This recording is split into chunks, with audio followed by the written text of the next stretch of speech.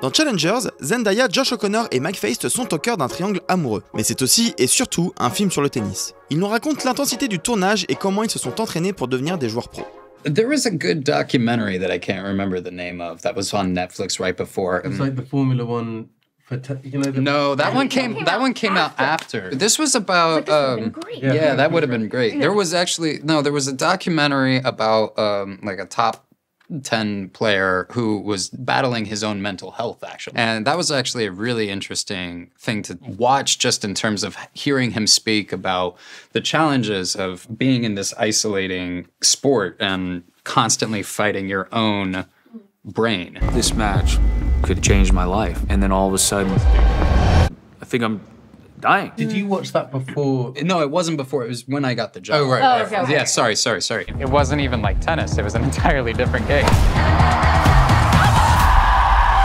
But then I think we all read Andre Agassi's memoir, Open, which kind of delves into the same thing about this mentality of, like, you know, constantly battling your own demons at all times. I watched Wimbledon most years. So you truly understand But I didn't really understand what was happening. Be for real, yeah. And just, if everybody else clap. Yeah.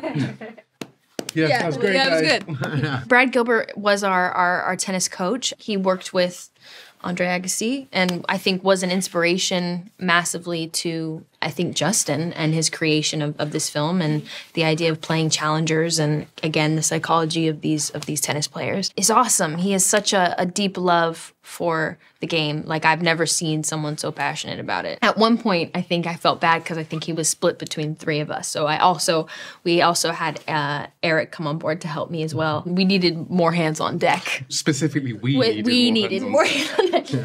It's you know, very, very special to kind of be introduced to the game of tennis and the love for the sport. I think I was like obsessed with how can I get reasonably good at tennis.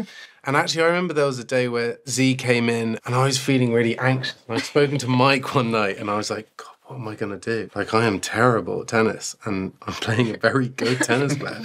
To have a fashion line, a foundation, it's going to turn a whole family into millionaires. And I remember that we came in one day and you were like, hey, we need to focus on like the politics and the physicality of a tennis match. Like, what it feel like. We're actors, we're not tennis players. And what does it feel like to be alone on one side of the court? Or what does it feel like to be sat on the side of a court? And like, how do they eat? And all those mannerisms.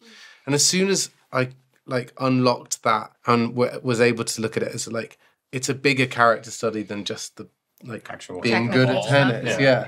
It really helped, I think. Actually, those sequences ended up being more choreographed than anything, really. And everything was storyboarded. I mean, there were so many very specific storyboards for the entire sequence, and I feel like we were there for like weeks. We would shoot different tennis sequences at different times. I mean, the big Challenger Tire Town one we did in one block of 2 weeks or something like that. We were supposed to do it in a week. Remember that? Yeah, but no there was way. a storm. And then there was a and then just shooting. And then it was just we're like, this is actually gonna take a lot more. Yeah, do you remember like we were doing all the intense like older stuff first? I love you.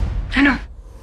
Yeah, and then I was just itching to get back to like when they're younger and it's not so heavy and it's not so daunting. So like for the beginning, it was like our marriage is falling apart. You know, it's like, you know, it's all this heavy, you know, and then we finally got to get to like early 2000s kind of the more funny scenes. You know what I mean? And that's when like you could get back to the lighter scenes of the characters. But I think even in those moments, you kind of have to find a way to separate and find moments of like levity and joy and all these kinds of things, especially when these characters are going through like, for them, like the worst parts of their life, you know, and doing things that they're not proud of. But then, you know, like again, I'm bringing snacks. And I'm like, so these gummy bears or these gummy bears, you know? But yeah, it's a balance. Konbini!